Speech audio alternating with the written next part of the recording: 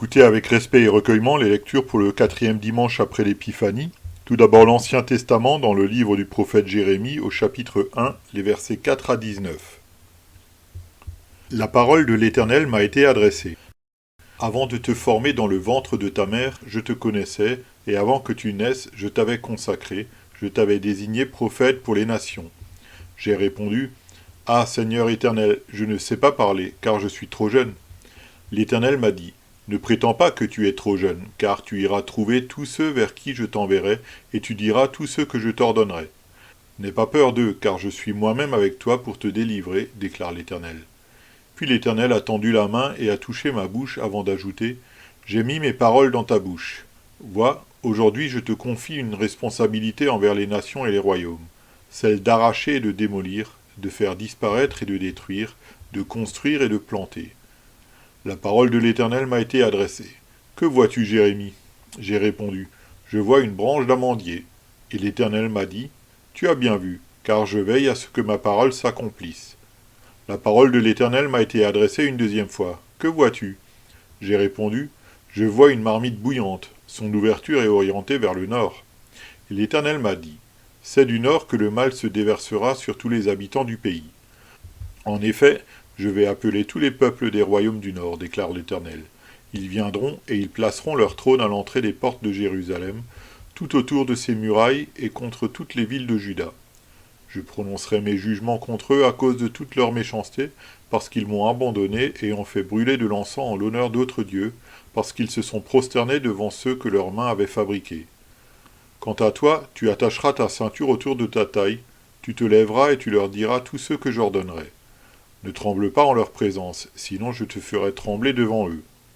Aujourd'hui, j'ai fait de toi une ville fortifiée, une colonne de fer, un mur de bronze contre tout le pays, contre les rois de Juda, contre ses chefs, ses prêtres et la population du pays.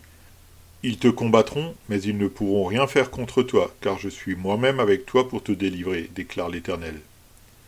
Ici prend fin la lecture de l'Ancien Testament. Écoutez également l'épître dans 1 Corinthiens, chapitre 12 et verset 31b, au chapitre 13 et verset 13. Je vais encore vous montrer la voie par excellence. Si je parle les langues des hommes et même celles des anges, mais que je n'ai pas l'amour, je suis un cuivre qui résonne ou une cymbale qui retentit. Si j'ai le don de prophétie, la compréhension de tous les mystères et toute la connaissance, si j'ai même toute la foi jusqu'à transporter les montagnes, mais que je n'ai pas l'amour, je ne suis rien. Et si je distribue tous mes biens aux pauvres, si même je livre mon corps aux flammes, mais que je n'ai pas l'amour, cela ne me sert à rien. L'amour est patient, il est plein de bonté. L'amour n'est pas envieux, l'amour ne se vante pas, il ne s'enfle pas d'orgueil, il ne fait rien de malhonnête, il ne cherche pas son intérêt, il ne s'irrite pas, il ne soupçonne pas le mal, il ne se réjouit pas de l'injustice, mais il se réjouit de la vérité. Il pardonne tout, il croit tout, il espère tout, il supporte tout. L'amour ne meurt jamais. Les prophéties disparaîtront, les langues cesseront, la connaissance disparaîtra. En effet, nous connaissons partiellement et nous prophétisons partiellement. Mais quand ce qui est parfait sera venu, ce qui est partiel disparaîtra. Lorsque j'étais enfant, je parlais comme un enfant. Je pensais comme un enfant, je raisonnais comme un enfant. Lorsque je suis devenu un homme, j'ai mis fin à ce qui était de l'enfant. Aujourd'hui, nous voyons au moyen d'un miroir de manière peu claire, mais alors nous verrons face à face. Aujourd'hui, je connais partiellement, et alors je connaîtrai complètement, tout comme j'ai été connu. Maintenant donc ces trois choses restent, la foi, l'espérance, l'amour. Mais la plus grande des trois, c'est l'amour. Ici prend fin la lecture de l'épître. Écoutez enfin l'Évangile dans Luc au chapitre 4, les versets 21 à 30. Alors il commença à leur dire, « Aujourd'hui cette parole de l'Écriture que vous venez d'entendre est accomplie. » Tous lui rendaient témoignage, ils étaient étonnés des paroles de grâce qui sortaient de sa bouche, et ils disaient, « N'est-ce pas le fils de Joseph ?» Jésus leur dit, « Vous allez sans doute me citer ce proverbe, « Médecin, guéris-toi toi-même » et vous me direz, fais ici dans ta patrie tout ce que, à ceux que nous avons appris, tu as fait à Capernaum. Il leur dit encore, je vous le dis en vérité, aucun prophète n'est bien accueilli dans sa patrie. Je vous le déclare en toute vérité, Il y avait de nombreuses veuves en Israël à l'époque d'Élie, lorsque le ciel a été fermé 3 ans et 6 mois, et qu'il y eut une grande famine dans tout le pays. Cependant, Élie n'a été envoyé vers aucune d'elles, mais seulement vers une veuve de Sarepta, dans le pays de Sidon.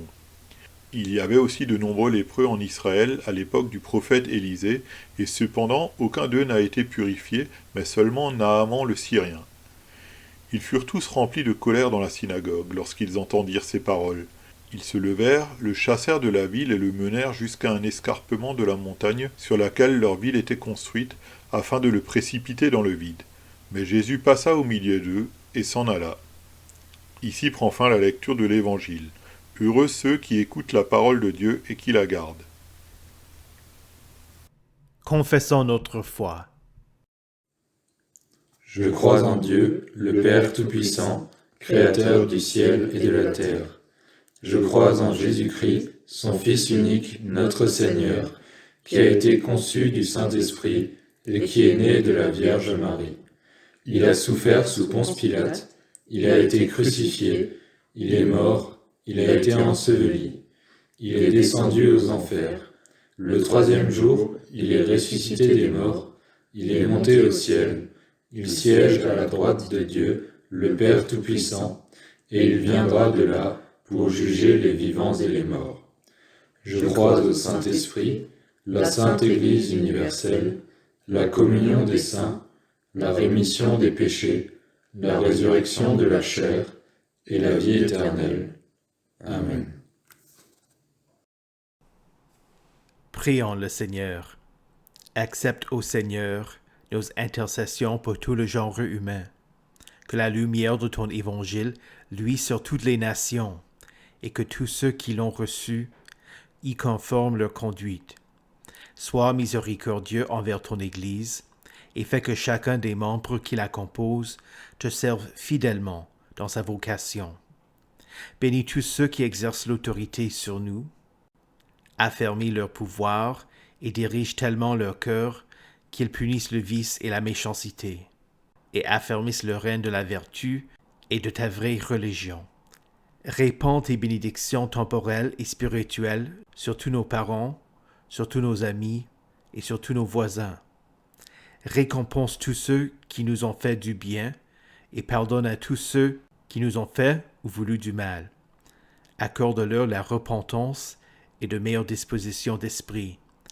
Aie pitié de tous ceux qui sont dans la peine, et daigne, Dieu de compassion, subvenir à leurs besoins respectifs. Pour l'amour de celui qui allait de lieu en lieu, faisant du bien, ton Fils Jésus-Christ, notre Seigneur. Amen. Seigneur, conduis-nous à ton royaume et enseigne-nous à prier. Notre Père, qui es aux cieux,